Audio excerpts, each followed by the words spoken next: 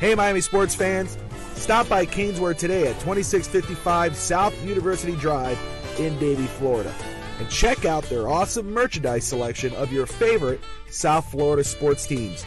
From the Miami Dolphins, Hurricanes, Heat, Marlins, Florida Panthers, and Inter Miami, they've got it all.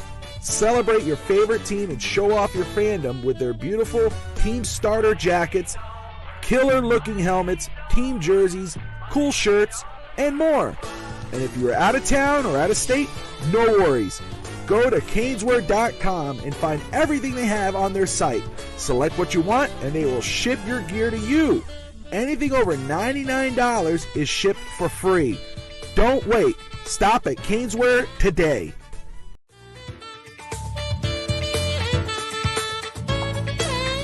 What's up, everybody? Welcome to a special episode of Fitz Talk OT. I am back for the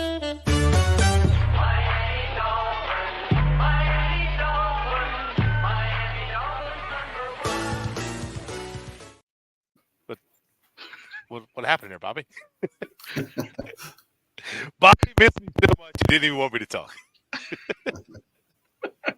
But I'm back. It has been a while. It's been a long while, and this offseason has been insane. A lot of talk of mainly around Tua, the injuries, of course, the excuse that we always have at the end of the year, and so much to talk about, so much to cover, and that's why this episode's special, because we have Bobby in the background producing, and we have a special guest, Greg Meyne. Did I say that right? Yes, you got that right. Now, Greg and I have had plenty of conversations privately about football. He's taught me a lot from a former college player and college coach perspective, a former play caller. Am I right on that one? Yes. So he has quite a diverse background, and a lot of things he's taught me and told me have coincided with things that others have taught me, showed me, guys that have coached at a different level. And it's been a pleasure talking with Greg and learning different things and just seeing that some things I've learned. And I'm hoping that all you guys take from this episode and learn a lot and know this is not coming from the hater perspective, as you guys like to say. So this is coming from an actual educated perspective and nothing. You can see Greg is a Dolphins fan. I'm a Dolphins fan. You guys see me wearing my gear. So, and he's a season ticket holder. So no one's spending that kind of money unless you're an actual fan. Okay. So let's get that off the bat. Mm-hmm. So Greg, first, how are you? I'm doing good, Brett. Thanks. Thanks for having me. I'm this is my first show. I've never done this before, so I've been looking forward to it since we started talking about setting this up a couple weeks ago. And we've communicated for a couple years now. Yeah. Back and forth DMs and things like that, and asking each other for perspectives. So, one of the things that kind of tilted me over the edge, you've asked me to be on the show for probably over a year now. Yeah. But, one of the things that put me over the edge and wanting to do this is I know it's a slow time. I know it's between the combine and the draft and things like that. But there's just a lot of stuff on the internet and things like that that's just crazy. And I don't know. I just kind of feel like I need to set the stage and put everybody back and kind of take a step back and look at some big picture stuff as opposed to a bunch of little picture stuff. So, and that's something you've talked about before. That's something that you really drove home with me, because when we first started talking, it was a couple years ago, and I didn't always see the way you saw things, but you always handled things in a respectful tone, which is one thing I liked. It was always like, it was never in like you're an idiot, you don't know what you're talking about.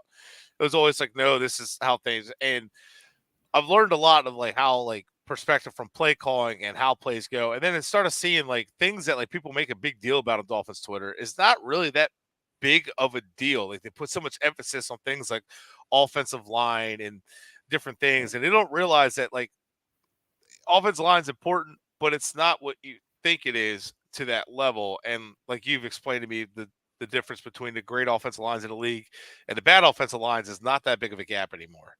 And which we could attest to. A lot of colleges are running these different systems where they're not really having to block for very long. It's 1, 2, 3 balls out. So, yeah, correct. And that's, the latest thing, that I've been, following online and things like that is, we're going to pay Tua all of this money. So you need to build a brick wall in front of him, right? You need to build that O-line. We should be drafting O-line and things like that. Okay. Tries to be nuts. Since 2010, all right, Miami has spent 12 picks in the top 3 rounds on O-line, and it hasn't gotten us anywhere. And my perspective now is, and look, I'm a former O-lineman. Okay. I played O-line in college. I coached O-line in college. All right. I coached, I used to think I was the most important player on the field. All right. Because that's the way it was in the late 80s and early 90s when I played. Okay. But the way the game is structured now and the way the game is different, O-line has basically taken a back seat to a number of positions on offense. Okay. And the way it's coached and the way you prepare for it now is so much different than it was 25, 30 years ago. Okay. And, when I have O-line conversations with people, I'm like, there's a reason why like 30 out of the 32 teams want to improve the O-line. Okay. There's just not enough good players. Okay. In that position that have to start all at once. And they have to start. All right. I mean, if you think about it, there's 160 starters in the NFL on the O-line. I haven't thought of it that way. All right. Is there 100 good ones? No. I don't think so. I don't right think that there one. are. There might not be more than 25 to 30 good ones. Right. Well, okay. So, but what I'm saying is you can, players that you deem you can live with. Okay. So I'm like, there's 100, maybe 120. That still leaves there's 40 bad starters out there. Okay.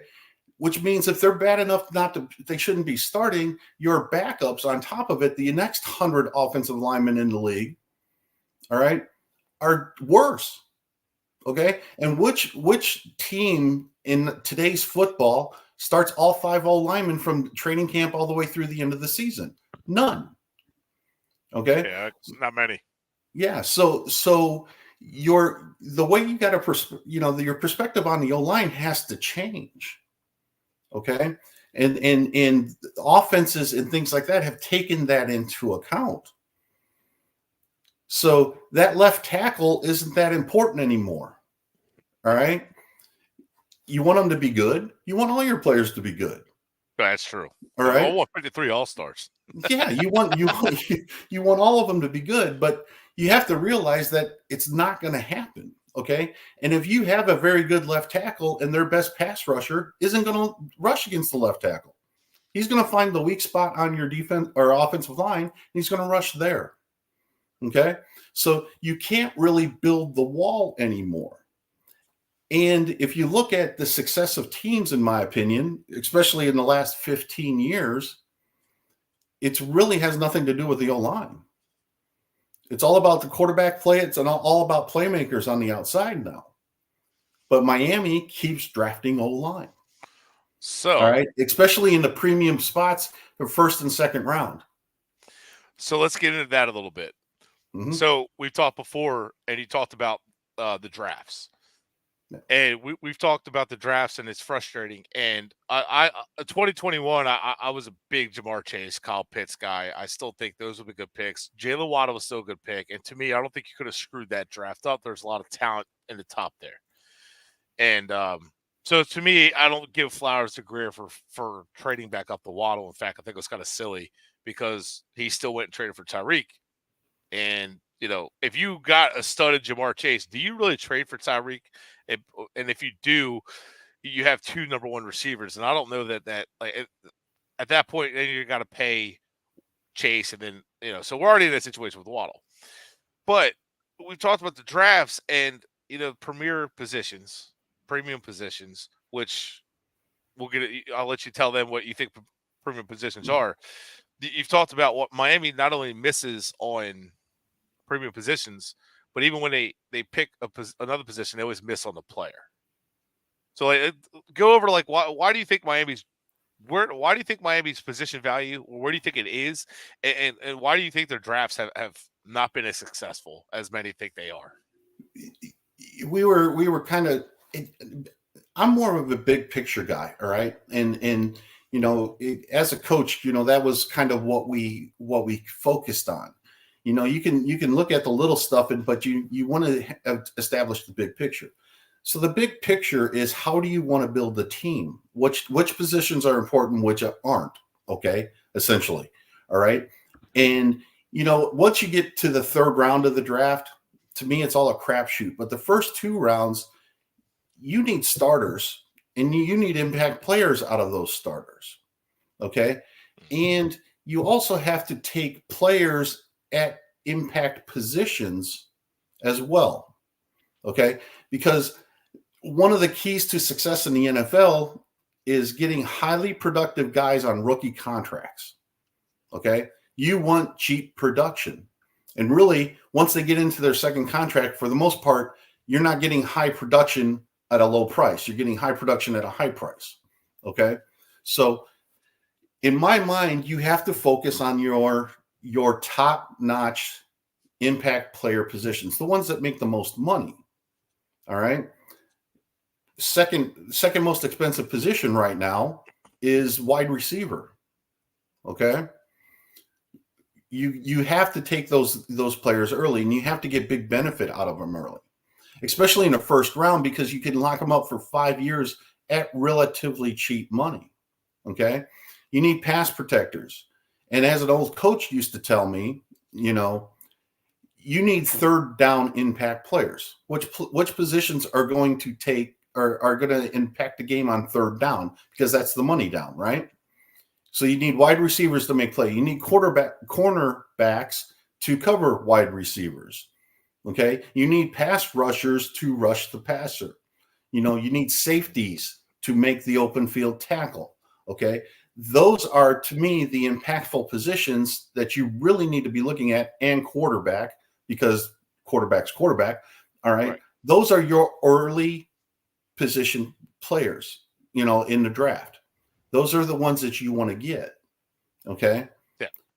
You don't need a whole lot of, and like Scotty, Thanks. Exactly. All right. Thanks for tuning in, Scotty. Thank you. As usual. Steve. So that's exactly what you want to do. You want to take care of your most expensive positions going into their second contract. And you also want to draft players that are going to make the biggest impact at those positions, so you get cheap production. Okay. I look at Miami's roster right now, and who are their most impactful players? I was hoping you would. Tyreek Hill, who you had to trade for, Jalen Ramsey, who you had to trade for, Bradley Chubb, who you had to trade for. Okay. Raheem Mostert was a free agent. You didn't draft him. All right. Even though I think he's kind of mid, but we can get into that later. It's just, it's going to take a whole lot of heat for that. Trust me, I know. And I like Raheem Mostert. I like the guy, but holy hell. Yeah, exactly. It's just, your draft is measured by impactful players playing at impactful positions. And I asked this question, okay, and nobody's really been able to answer it for me. Name a Miami player that's been drafted since 2000 that's going to the Hall of Fame. There isn't any. No. And one of the best players that they've drafted in that span was Xavier Howard? I keep using him as the only player that Greer drafted that was all pro. Okay, I'll give him Minka Fitzpatrick. Congratulations, you can draft secondary. But other than that, I can't name an all-pro player. Correct. And the only one, in my opinion, and I don't think X is ever going to get there. Okay. I don't think so. Is the only one was the number 1 overall pick, and it was Jake Long, and he probably would have gone if he didn't get hurt. All right. Yeah. He's not going to go because when he was signed, his rookie contract, he was the second best offensive tackle in the league next to Joe Thomas. Yeah. All right. If he would have stayed healthy, he probably would have been a Hall of Famer, and he would have been Miami's one. But and he didn't have injury history before the NFL either. No, he got derailed by injuries when Philbin showed up, and right. But so that's the drafting that needs to take place. So not only, in my opinion, has Miami philosophy been wrong, you're drafting the wrong players in the wrong positions. And even if you take that away, the players themselves haven't been all that good. All right. We draft some good players. Me and you will differ a little bit on this. Greer has been okay drafting players. He just hasn't found that stud. He hasn't found that extreme difference maker that teams game plan for. No. And not Christian in the draft. Wilkins, what's that? Not in the draft. Yeah. In the draft. So people will automatically point to Tyreek and all this stuff, and they'll say Jalen Waddle, but you're not game planning much for Jalen Waddle. Correct. Unless Justin Herbert's your quarterback or somebody like who can rip it no matter what, then you're worried about that speed. But other than that, you're not really worried about that too much. You're not. You're not. There's not a defensive player. As much as I like Christian Wilkins, and I really do, okay, he's a defensive tackle that basically played the entire season, and he had his best season, but he was never double teamed. Okay. Offensive lines weren't game planning to stop Christian Wilkins. Okay. No. And he's a really good player. Yeah. All right. But and he'll win his one-on-one matchups all day long. Yeah. And he did. And he played really well, but he's not a Hall of Famer impact player. He's not a guy that, obviously didn't get his second contract from Miami. Okay. Another first-round pick that did not. Another first-round pick that did not. Austin Jackson's the only one. And what's that? Austin Jackson's the only one. And he signed a mid-contract. Okay. Yeah. And he's what? I mean, he's barely starter level, if we're being honest. He's one of those 100. You can live with him. Right. No, I'm not saying like anything bad, but I'm saying like, for a guy you took over Justin Jefferson or an elite player, he's very average. And if that's like I drafted Austin Jackson, that's not going to save your job. So that's how I look at that. No. And you got Leon Eichenberg the next draft. Okay. So that's where. So real quick on that point, just to drive your point home just a little bit, you talked about they draft the wrong players even at the wrong positions. They traded up for Liam Eichenberg and left Creed Humphrey on the board. They traded up over the Chiefs, got Liam Eichenberg, and then a few picks later, there goes Creed Humphrey. And then they go get Tanner Tyndall, who has done nothing. He got passed up by 2 starters at Georgia. He kept getting buried in the depth chart.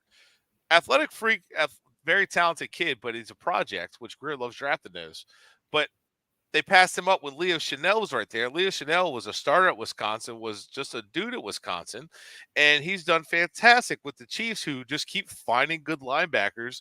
Hell, they let 2 of them go. They just keep churning them out because they could draft, and they passed up, again, talent. So that goes to your point that even when they look at the position, even if they make the correct choice at an impact, they still take the wrong player far too often. And I still say that Josh Wingate will argue this with me. I still say Jamar Chase was the better pick than Jalen Waddle.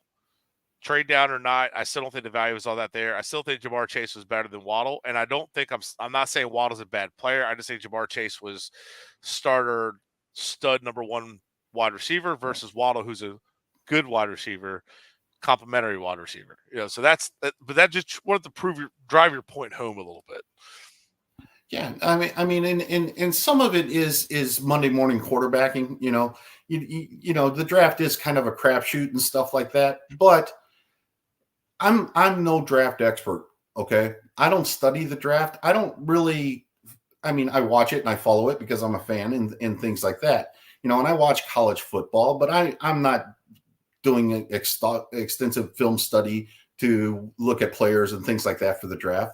But you can just see the philosophy mistakes over and over and over again with the Dolphins. And it just, it just shakes my head. And even if he drafted the right players, okay, he drafted the wrong positions. Okay. So I don't see how you can expect success when the philosophy is wrong. In Miami 2020, when they drafted Tua, Okay. Joe Burrow went number 1.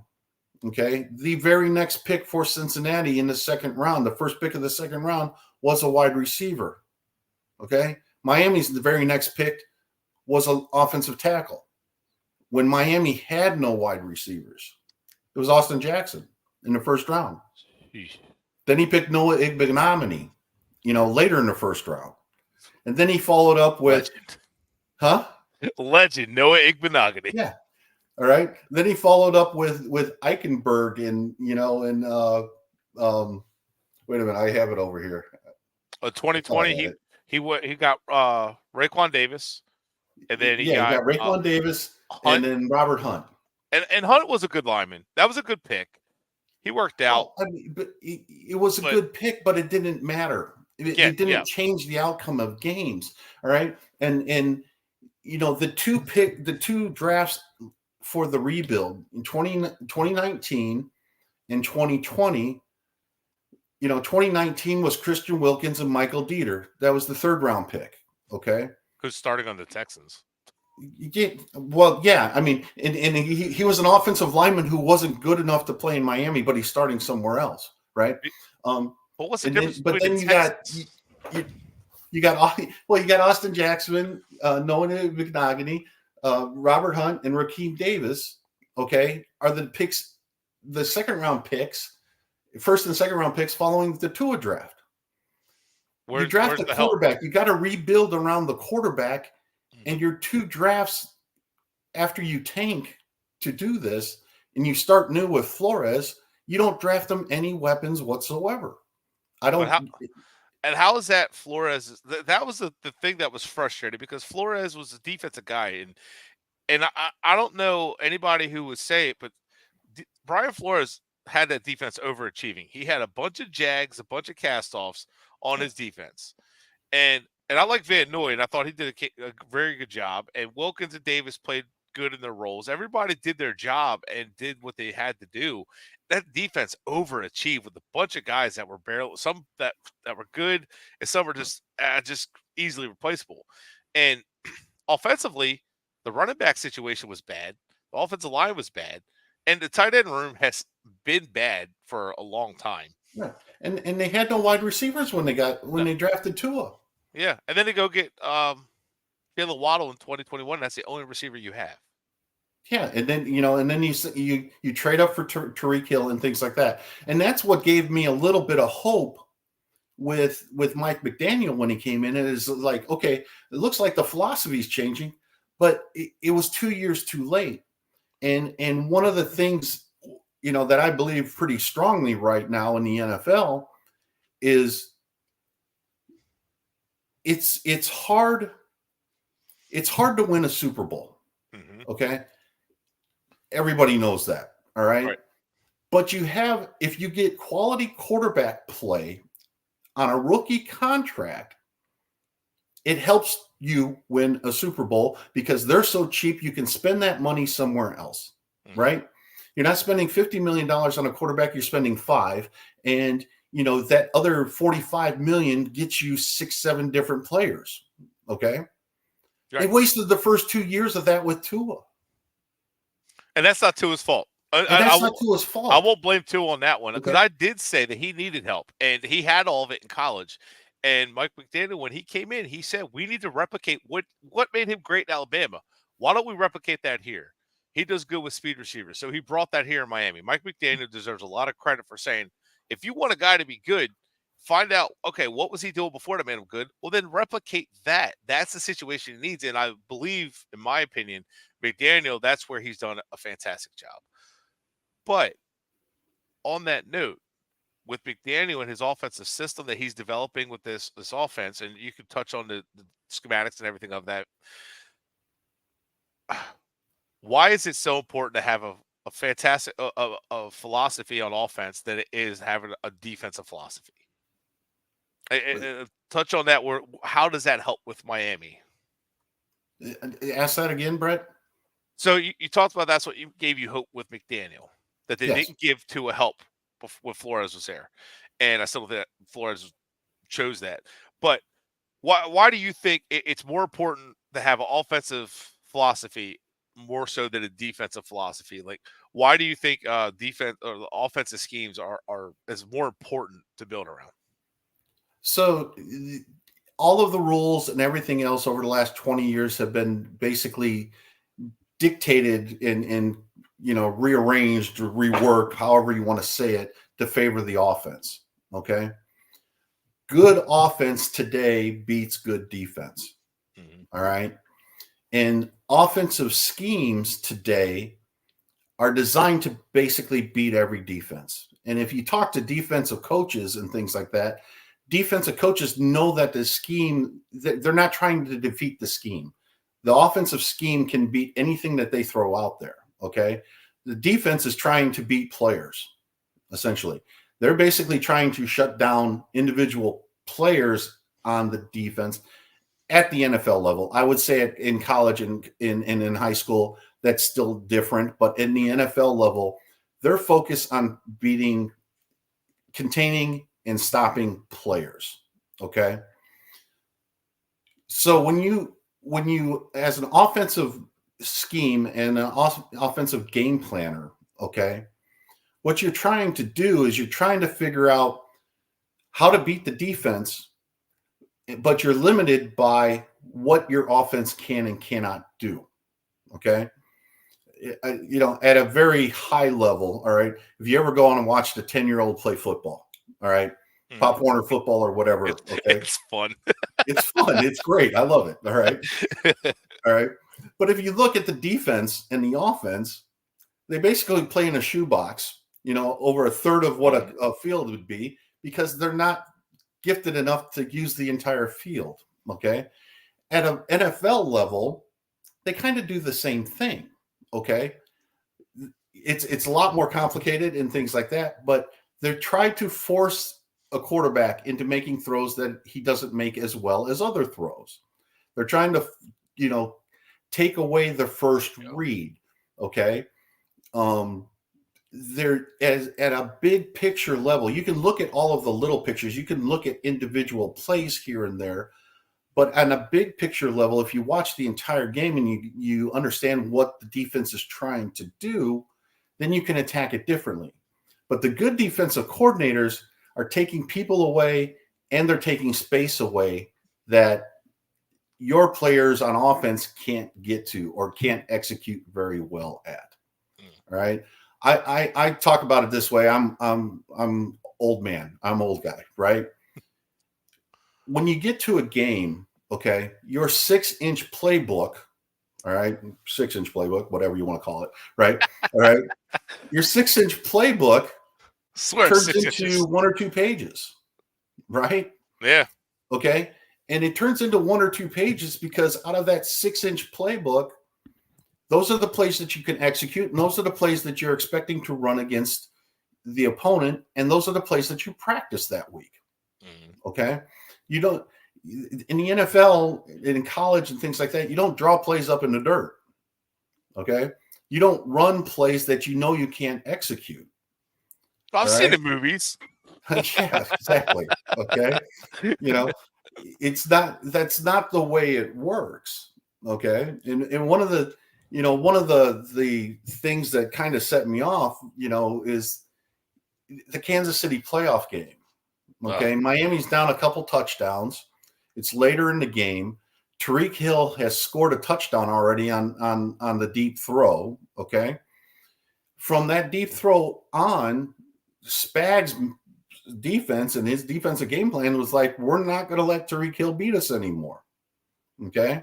Yep. So there was a play that Kurt Warner basically diagrammed and basically said it's the scheme because, Tyreek Hill was basically running a hook into a zone and the running back was out on the same pattern and the linebacker undercut Tyreek Hill.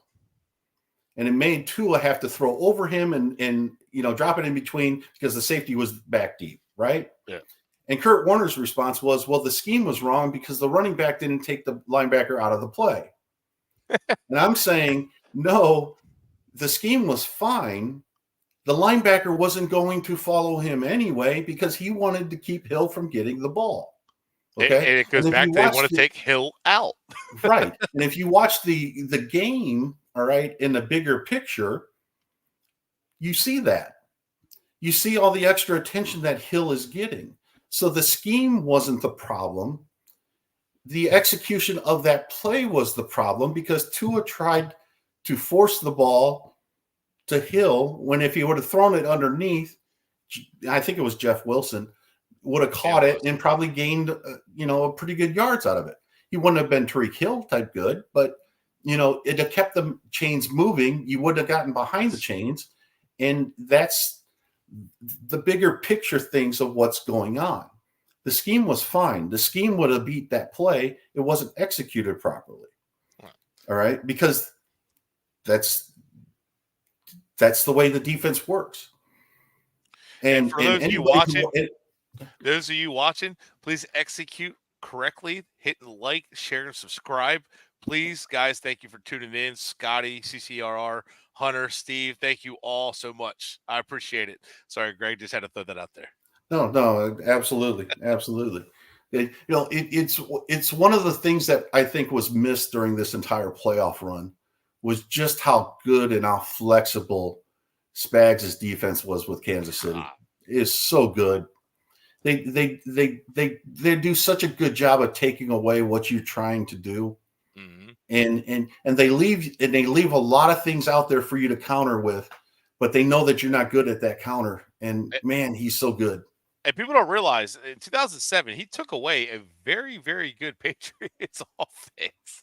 He's been a brilliant defense coordinator for years. He comes from the Jimmy Johnson tree, not the Jim Johnson with the hair, the Cowboys, the former Dolphins coach, all right? But he comes from being in the Philadelphia area. I was very familiar with Jimmy Johnson, who was with Andy Reid, which is why Andy Reid likes Spagnolia in that system. And you're absolutely right. He did a fantastic job. And you and I talked about it. The way they attacked the defense or Miami's offense and system, it was a chess match. And the first matchup, I thought McDaniel did a fantastic job saying, okay, this is how you want to attack me? Fine. And he did a great job of bringing them back with a heavy rushing. And he knew that they were going to be playing off. And you had said it before, they're protecting the lead. And he knew that. And he knew Spags was not dumb enough to say, all right, fine, we'll get aggressive, stop your run just to get beat deep by Tyreek. Spags said, you're going to have to beat us with the run. And they did, and they came back and had every opportunity to win.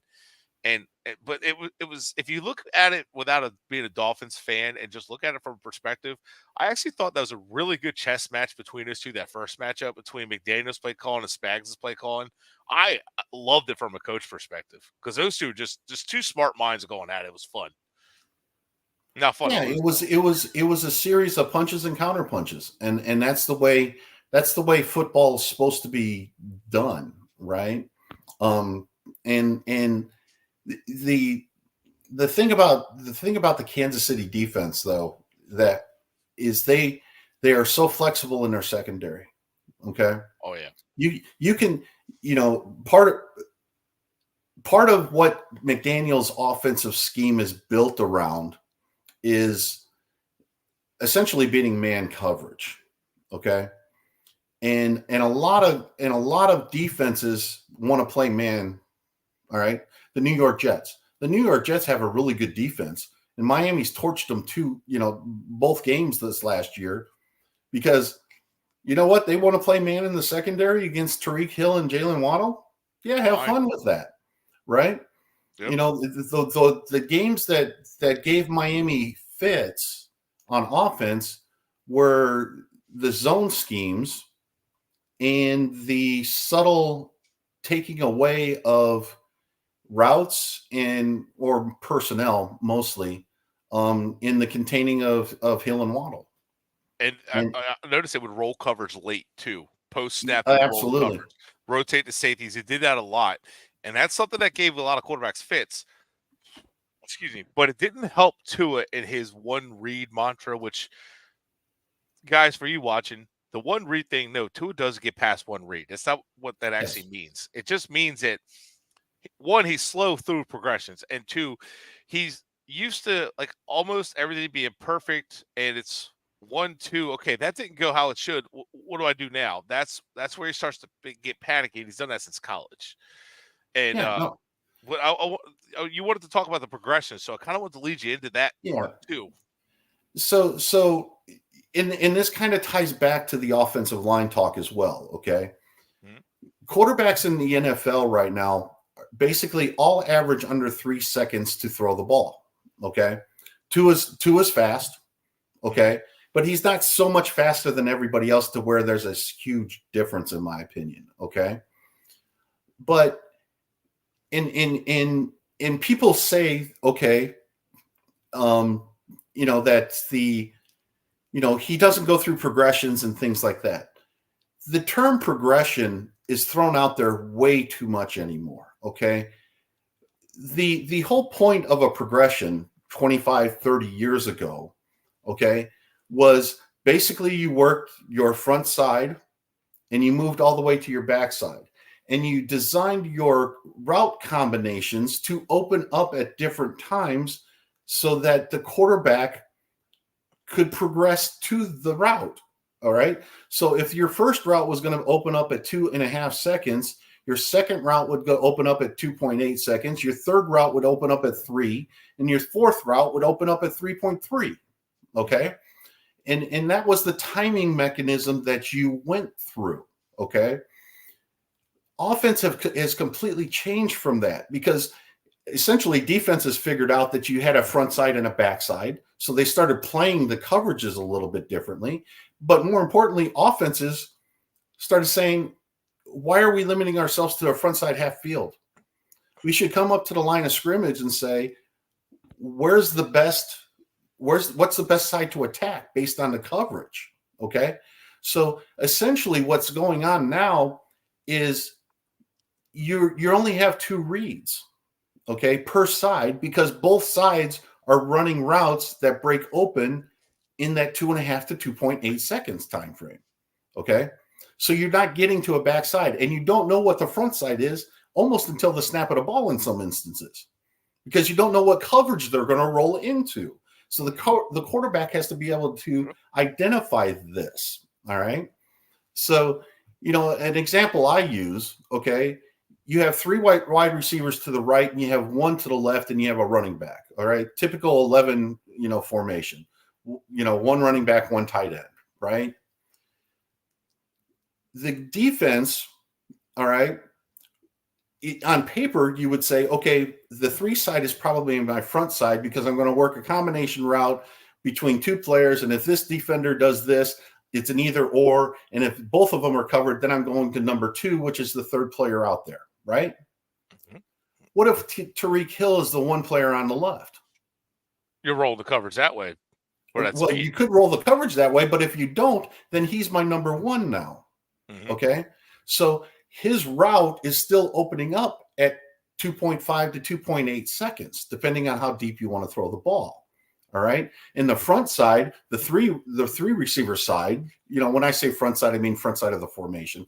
All right. Not front side of the passing attack, but those group, they're running the exact same routes because they're not necessarily knowing what the quarterback's going to do.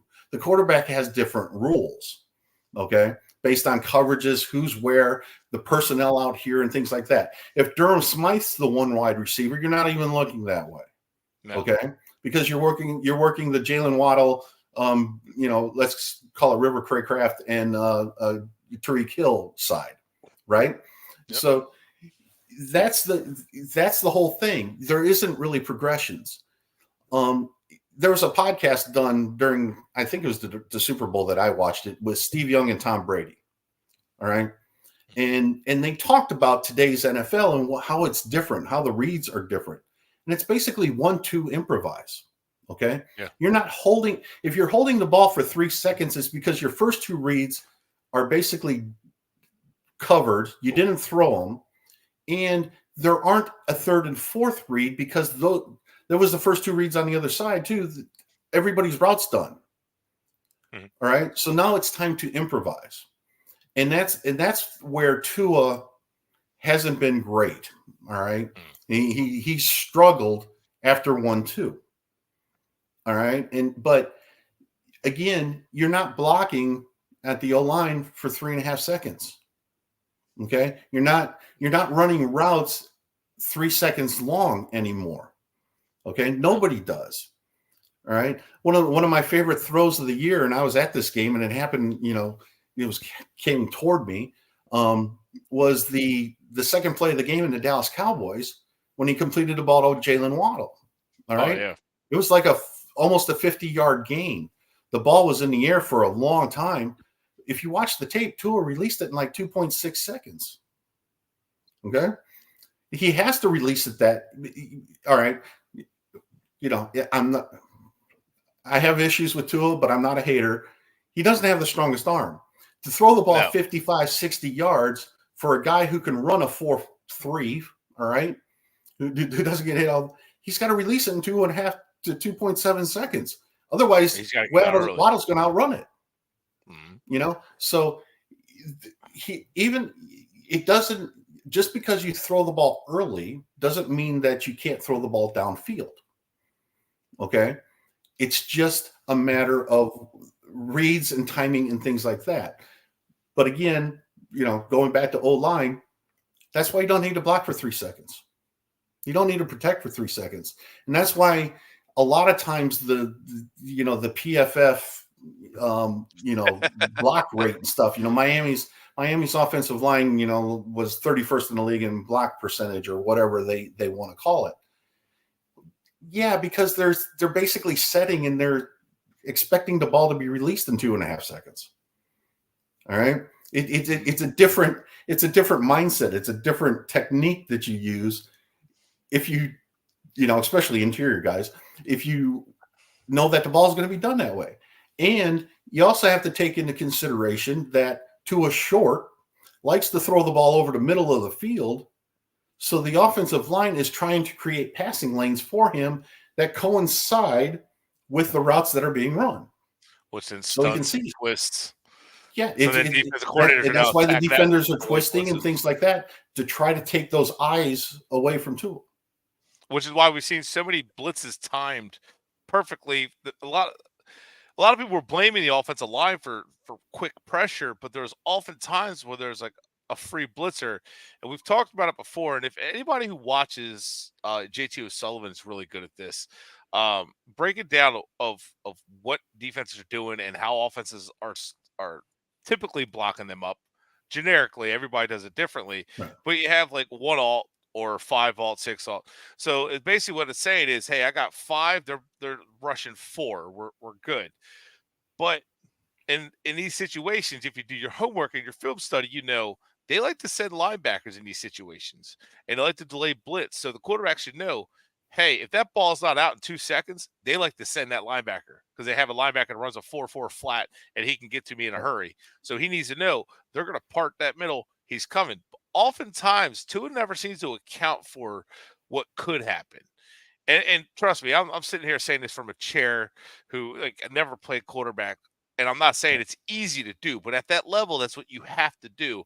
And that's why Brady was so good for so long, because mentally, and Rivers, I'll use him as an example. Mentally, they were so intelligent and so smart.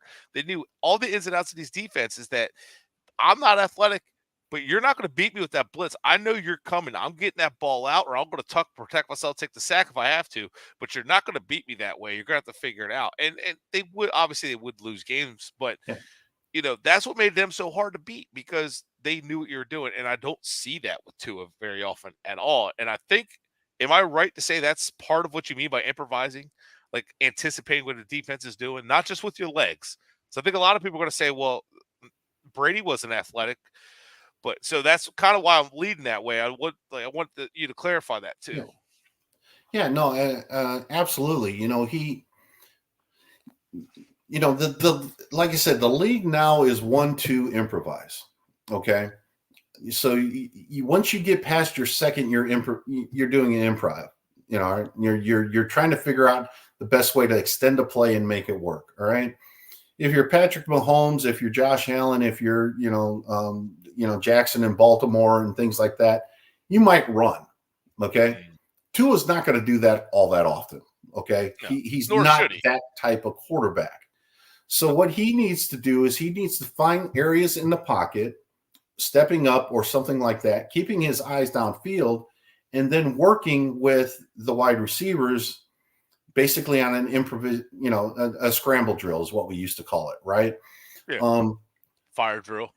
Fire drill, scramble drill, whatever. But what can help Tua is recognizing where the voids are coming from, or where the voids are, because the players are coming from there. All right. One of the things that defenses do now, because they play a lot of man, if you max protect, okay, you have an extra running back in, you have your tight end in, or whatever. Whoever's supposed to be guarding them in their man, if they go out for a route, sees them protecting, they now blitz. Back in the day, they basically just used to stand out there and play in a zone, or try to read the quarterback eyes or something like that. Now it's one count, they're not leaving, I'm coming. Okay. Mm-hmm.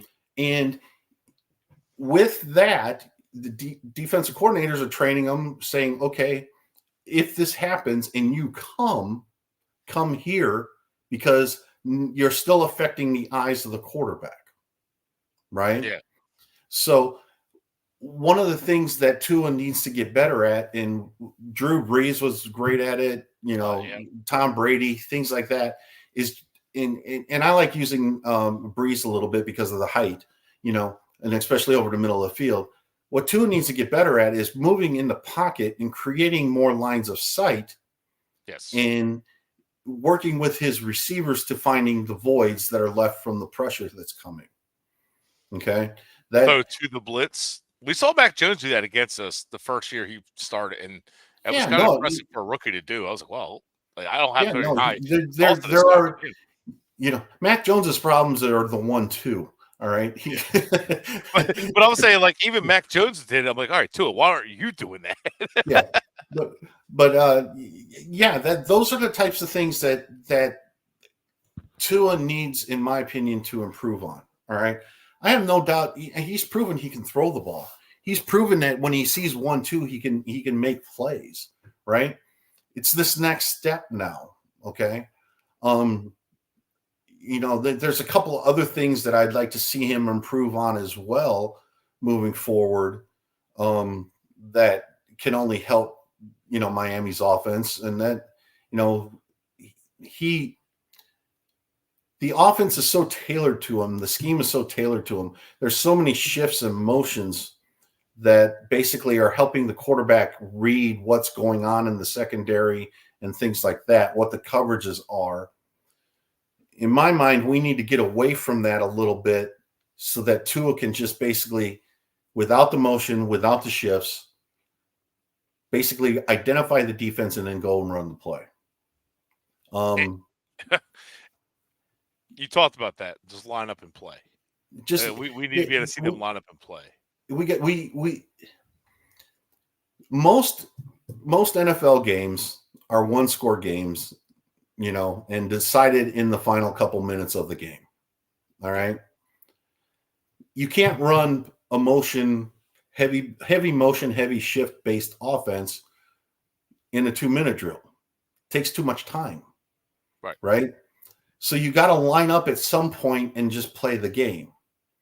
Yeah. And if I did have a complaint about McDaniel's scheme, about the Shanahan scheme and things like that, is that your best offense isn't tailored to run when the game's on the line, when it's the most important.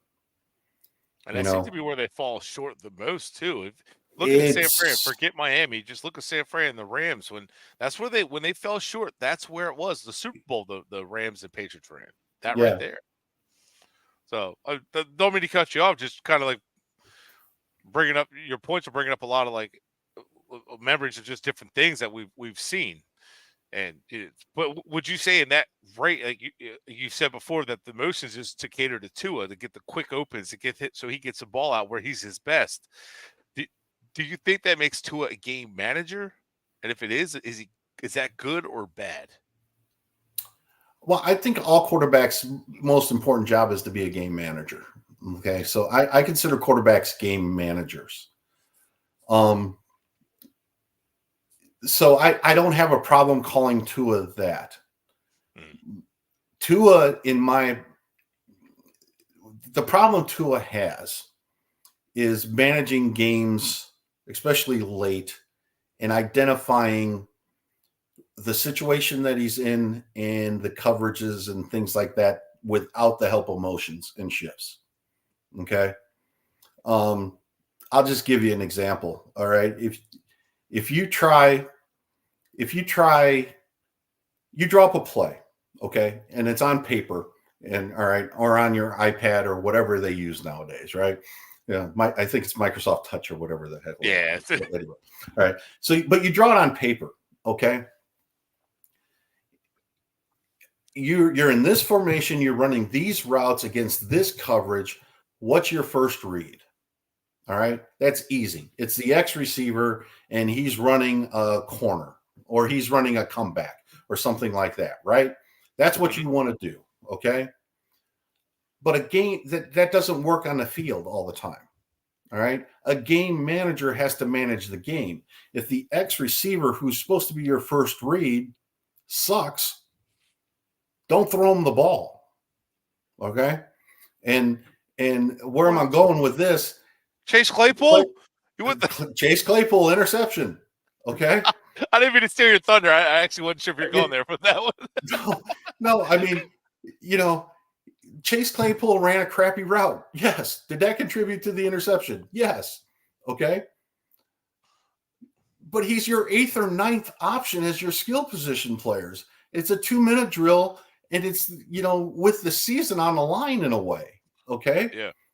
If the piece of paper is telling you that he's the number 1 read, and you look out there and you see it's Chase Claypool, who's not a top 100 wide receiver, and it's not Tyreek Hill, who's a top 2 or 3 wide receiver, you don't make him your number 1 option. He can't be your first read, right? That's part of game management, okay? If you have your 3rd string left tackle in, and because of the defense and the O-line call and things like that, that 3rd string left tackle is blocking the best pass rusher, you can't treat it like Teron, Armstead's there and not the 3rd string, offensive tackle. All right. That's part of game management. All right. You can't expect players to have similar capabilities to the best players on your team that are backups. You got to manage that. That's part of being the game manager. That's part of being the quarterback. Damn. And those are the types of things that I really want him to improve on this year. Okay. He led the league in passing. All right. He had a really good year, but there's still so many things that he can get better at. And that's one of them. 5, that sucks, honestly. What's that? Everybody can get better every year. Right. Yes. I can say I'm a big Justin Herbert guy, but he can get better at a lot of things. And Joe Burrow can, and Mahomes can still get better. But it sucks going into year 5 with some of these things where you're like, this should have already been something he was doing. And knowing who are my guys that can rely on this play. Okay, Tyreek's hurt or whatever.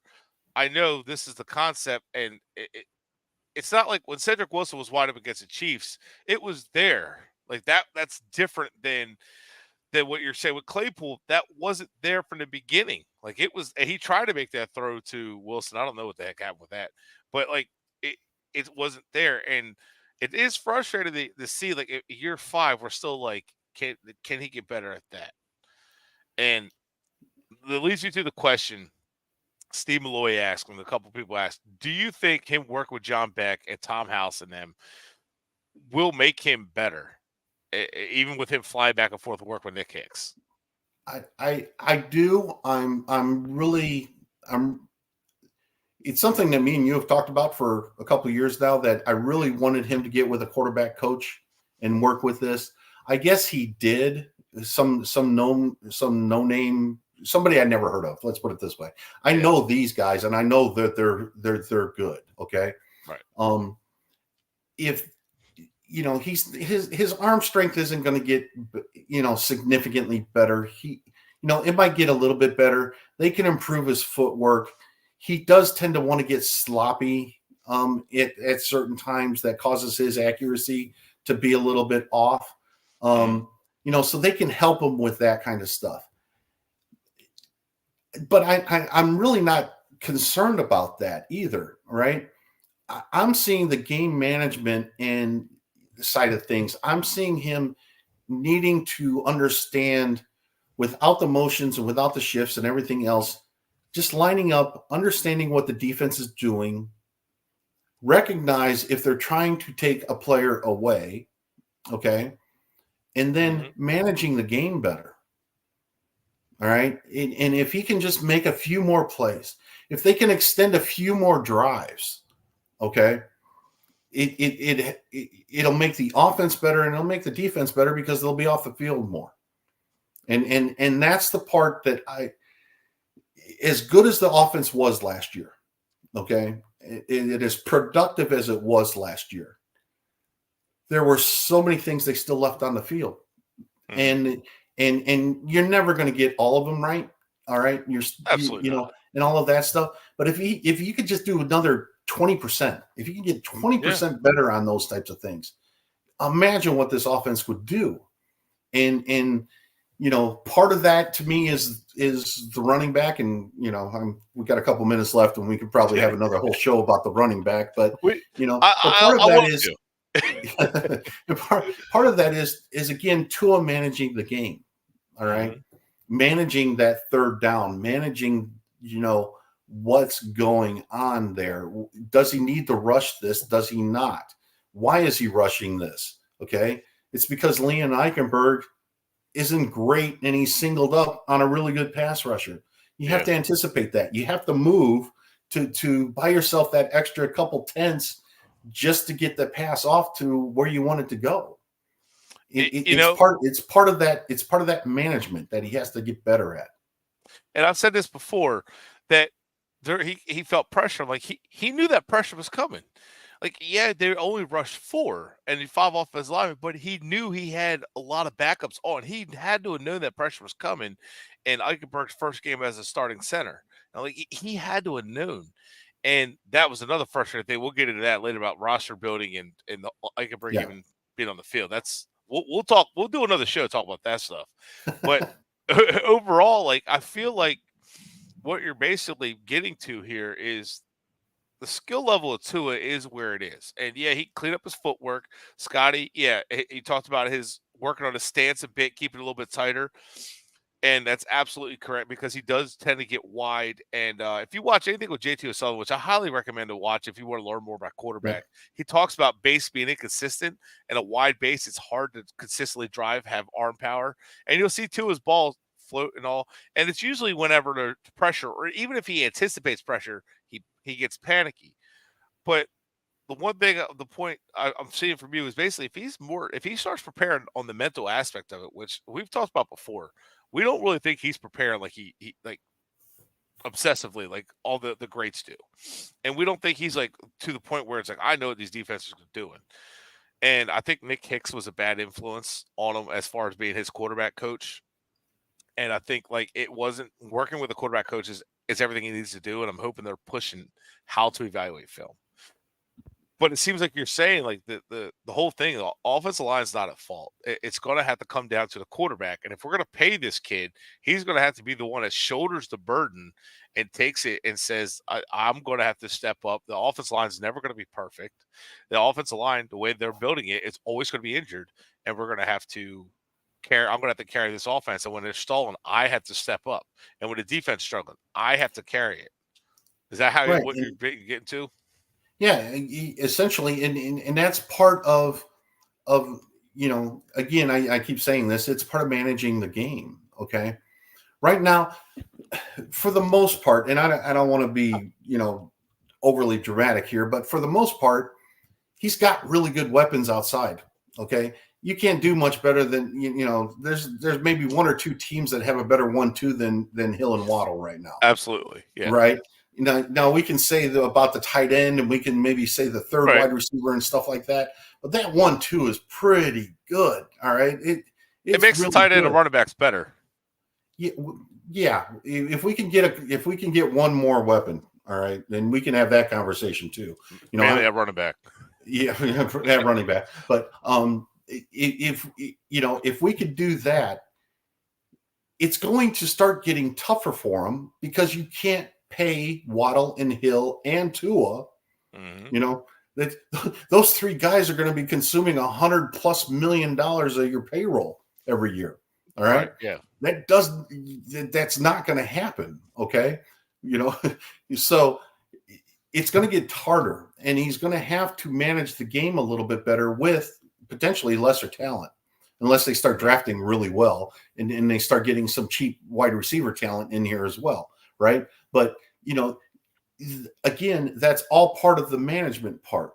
You know, Patrick Mahomes, all right, is not only just an athletic freak, all right.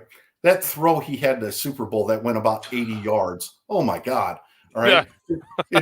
You know, people were complaining that the DB, you know, just basically quit on the play. He's like, because he ain't going to throw it this far. And he did. Right. And you don't expect that. Yeah, exactly. You know, after a certain point running around back there, you're like, okay, well, play's done. He's not, you know, we're so far away. I don't think the receiver expected it. But not only is he great at that, and he's an athletic freak and stuff like that, he's also probably the best game manager in the league too. Mm-hmm. All right. It doesn't matter what his weapons are. It doesn't matter who's running the ball. It doesn't matter who his tackles are and things like that. He's constantly adjusting for the people around him. Mm-hmm. And it's obvious that that's what he's doing. All right. We need to get Tua, as a Dolphin fan, up that level a little bit there. All right. And that's the part that's holding the offense back. You know, and if we can do that and get him one more weapon, you know, this offense can be really, really good. I believe. And not that it wasn't really good last year. It was fun. It was the funnest season I've had as a Dolphin fan. And, you know, I've been a season ticket holder. I think this is my 13th year going now. All right. This is the most fun I've had in a stadium in a long damn time last year. But it's still frustrating as hell because it was like it kept taking you to the edge, taking you to the top. And you're just about ready to start going downhill and everything was going to start seeing easy. And, you know, is 2 steps, you know, 1 step forward, 2 steps back there for a while. Yeah. So, and they took it away with physicality, and we'll get into the roster building about that later. How physicality ends up being like the death of the Dolphins' offense too often. But also to touch on Scotty's point again, everybody, thank you for tuning in. Scotty talked about he just wants to average the offensive line, and yeah, we agree. I get what you're saying. I'd like the offensive line to stay healthy, which is why Teron Armstead was a stupid signing. I like Teron Armstead, but he's never stayed healthy, and he's older, and I love the guy as a leader, love the player, but he's just falling apart, man. The injuries are piling up. Yeah, but the big issue with Armstead, and we can go off on this tangent, is if you didn't screw up the Jackson pick, you wouldn't need to sign Armstead. Right. Right? You know, so you picked the wrong position at 18, but the position that you picked ended up not being good enough, so you had to replace him anyway. Right, and that's where the cap issue is now. And, yes. And I don't mind trading and paying for Tyreek. Hell, I really didn't mind trading and paying Chubb, although it wasn't the best move. Chubb has been a leader, and he's an impact player, edge rusher, and I'm always for edge rushers, so fine. Yeah. So 2 years ago, Chubb was kind of misused. Fangio, majorly. You know, people have been crapping on Fangio all off season too, but he really did a really good job with that defense this year. And I mean, Wilkins had his best year of his career. Sealer had his best year of his career. You know, Van Ginkel had the best year of his career. Chubb had the best year of his career. Phillips had the best year of his career. You know, I mean, there's a reason why that those guys basically elevated their game, and a lot of that has to do with Fangio.